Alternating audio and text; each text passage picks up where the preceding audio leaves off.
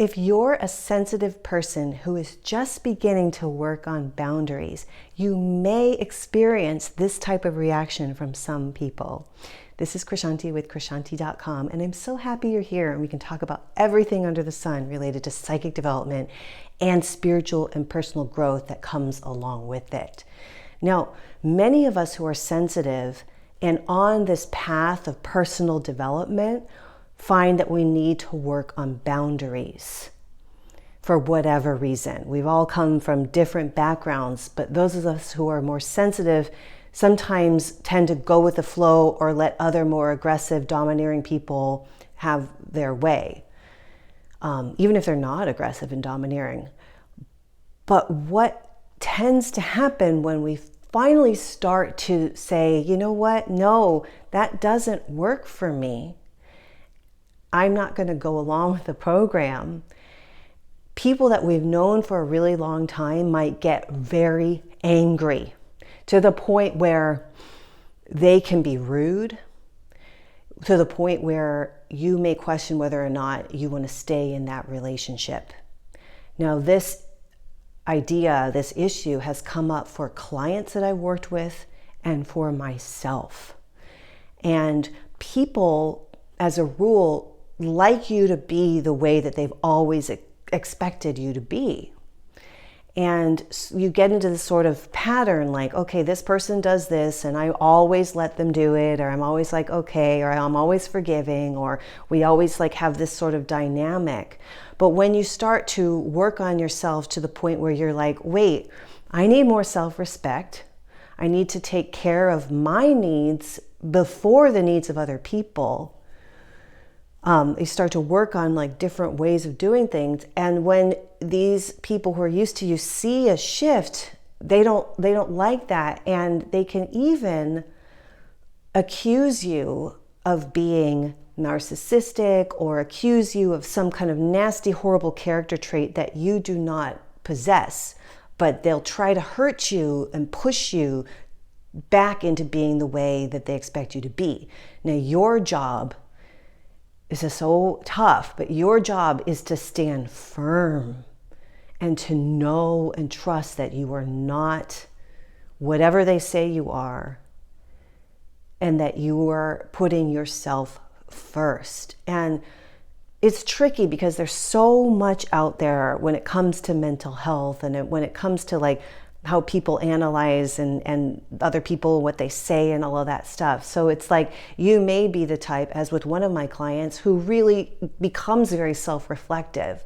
She had an issue with one of her dearest friends who accused her of being a certain way when in reality she was actually behaving that way because she had a major health problem. So the friend disregarded anything the client said about her health issue and accused her of these terrible things and was really hurtful. Never once did ask about that health issue. Now this client needs to think, is this a friend worth keeping? Is this even a friend that is behaving like that?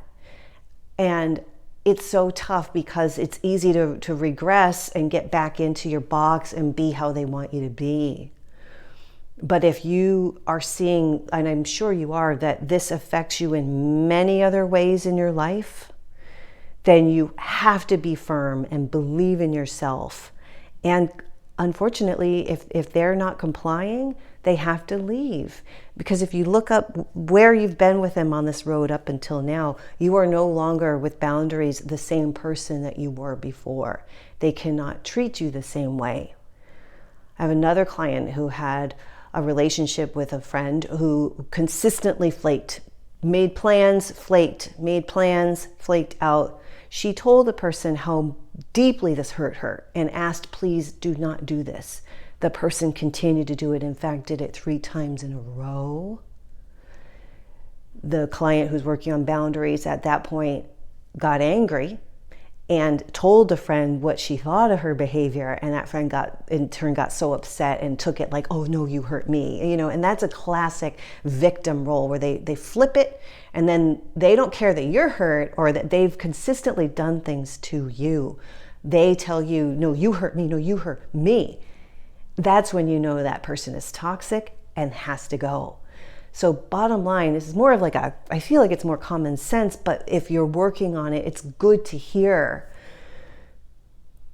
Be strong. Don't drop the boundaries. If you have to go through a period where old friends are gone, rejoice in that you're closing the door on an old life where you settled for people who didn't really give a crap about you or how you're feeling or anything. In fact, what I'm learning with some people on the spiritual path is that there is a little bit of jealousy there that people won't even really speak of.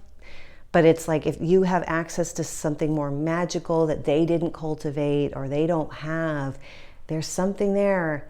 And so if you're this sensitive light worker, beautiful, sweet being, and they see that you have this, they might start trying to stab you and attack you in an undermined way, or just treat you like a little bit differently because they're so bitterly envious.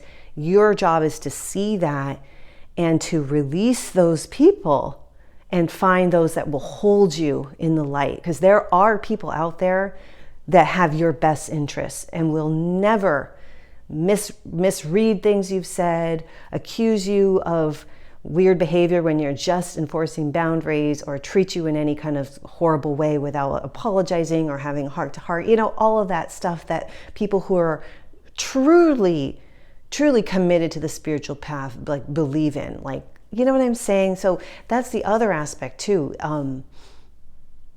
You really want to, with boundaries, and if you're finding people are leaving, you want to bring in the type of spiritual person, because there are people who are spiritual who are not in alignment with the higher path and are actually really manipulative and controlling. I was raised by one. Believe you me, it's horrible. You want to bring in those spiritual people that see your soul and the beauty of your spirit, and they bring out the best in you. They bring out your magnificence and they understand you. There are people out there. Let's just imagine you're lighting that lantern, that lighthouse sort of light that brings them into you and draws them close to share your life with you, because they're looking for you too.